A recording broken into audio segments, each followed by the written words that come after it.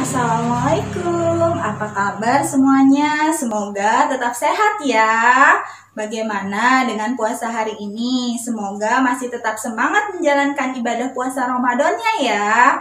Nah, pada kesempatan kali ini Bu Tias akan menyampaikan tentang tema 9, Kayaknya Negeriku.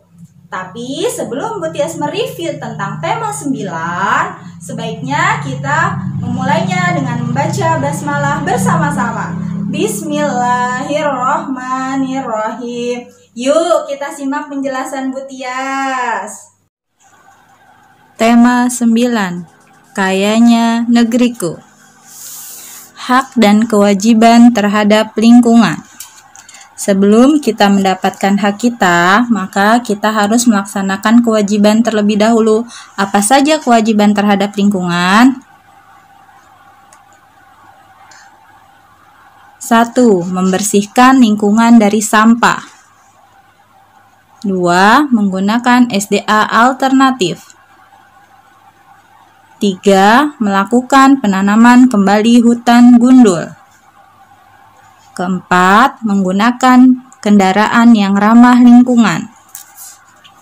Kemudian, setelah kita melakukan kewajiban-kewajiban kita terhadap lingkungan, maka kita pun akan mendapatkan hak kita dari lingkungan. Apa saja hak kita dari lingkungan? Yang pertama adalah memperoleh udara yang bersih. Yang kedua, memperoleh air yang sehat dan bersih. Yang ketiga, terpenuhinya kebutuhan SDA sehari-hari. Yang keempat, bebas dari pencemaran udara.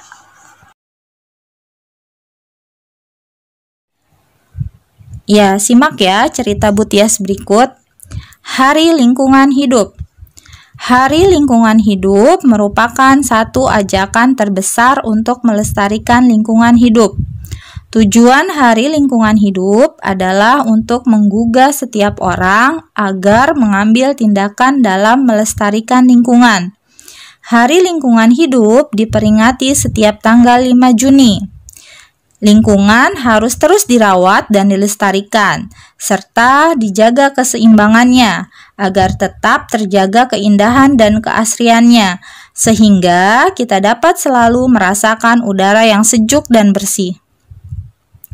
Sebaliknya, untuk menjaga lingkungan tidak hanya dilakukan saat peringatan Hari Lingkungan Hidup, tetapi setiap hari kita harus menjaga lingkungan. Fungsi lingkungan yang meliputi kebijakan, penataan, pemanfaatan, pengembangan, pemeliharaan, pemulihan, pengawasan, dan pengendalian lingkungan bukanlah sekedar slogan saja, tetapi harus benar-benar dilaksanakan sebagai sebuah tanggung jawab. Nah, berikut ada pertanyaan yang harus kalian jawab. Pertama, apa tujuan dari adanya Hari Lingkungan Hidup? Kedua, tuliskan 2 kewajiban kita terhadap lingkungan. Nah, silahkan dijawab di buku tulis kalian masing-masing.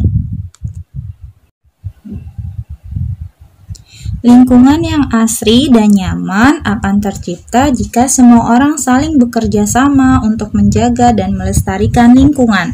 Nah, kali ini kita akan mewawancarai petugas penata kebun sekolah. Sebelum kita mewawancarainya, mari kita bahas terlebih dahulu tentang apa itu wawancara.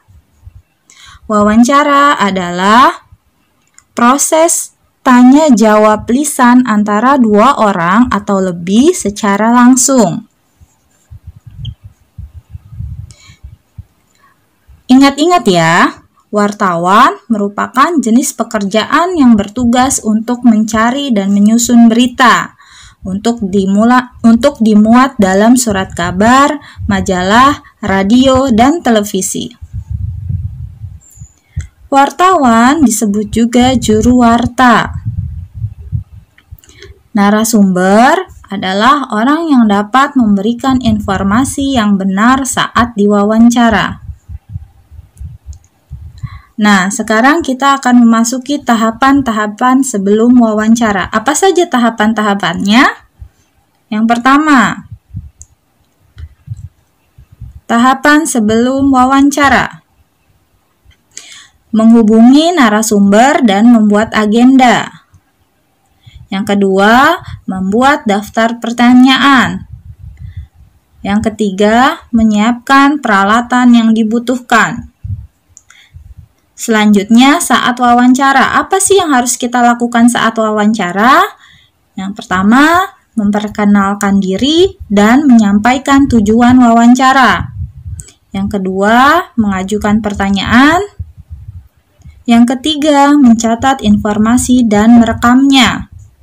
Nah, lalu apa yang harus kita lakukan setelah wawancara? Yang pertama, merangkum informasi yang didapat dari wawancara. Yang kedua, membuat berita dari hasil wawancara. Menurutmu, pertanyaan apa yang akan Siti ajukan kepada penata kebun sekolah? Tuliskan 2 pertanyaan yang akan diajukan Siti. Nah, kalian bisa tulis jawabannya di buku tulis ya. Indonesia merupakan negara yang kaya akan sumber daya alam. Apakah itu sumber daya alam? Sumber daya alam adalah segala sesuatu yang dapat diambil dari alam dan dimanfaatkan oleh seluruh makhluk hidup. Sumber daya alam terbagi menjadi 2, yaitu SDA yang dapat diperbaharui dan SDA yang tidak dapat diperbaharui. SDA yang tidak dapat diperbaharui berupa logam, contohnya emas, besi, tembaga, aluminium, dan perak. Sedangkan SDA yang tidak dapat diperbaharui berupa non-logam, contohnya minyak bumi, gas alam, dan batu bara. Ya, ini ada peta persebaran bahan tambang di Indonesia. Nah, silahkan diperhatikan, dilihat dengan seksama, kemudian nanti di slide selanjutnya akan ada pertanyaan. Nah, silahkan dijawab pertanyaannya di buku tulis berdasarkan peta persebaran sebelumnya.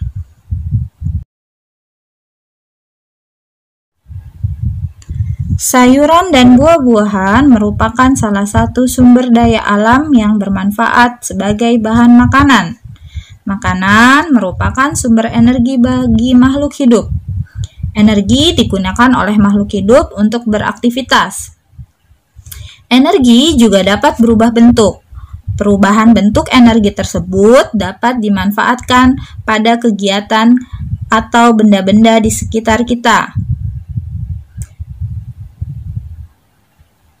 Berikut adalah contoh perubahan energi, yaitu energi listrik menjadi energi panas, contohnya setrika listrik. Yang kedua, perubahan energi kimia menjadi energi cahaya, contohnya adalah senter.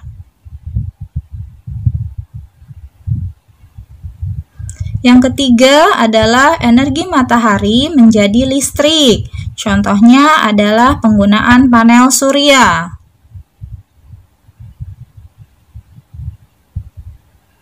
Yang keempat adalah perubahan energi angin menjadi gerak. Contohnya adalah saat bermain layangan. Nah, kemudian tugas kalian adalah carilah benda-benda yang memanfaatkan perubahan bentuk energi dalam penggunaannya di sekitar rumahmu. Kemudian, tulislah hasilnya pada tabel di bawah ini.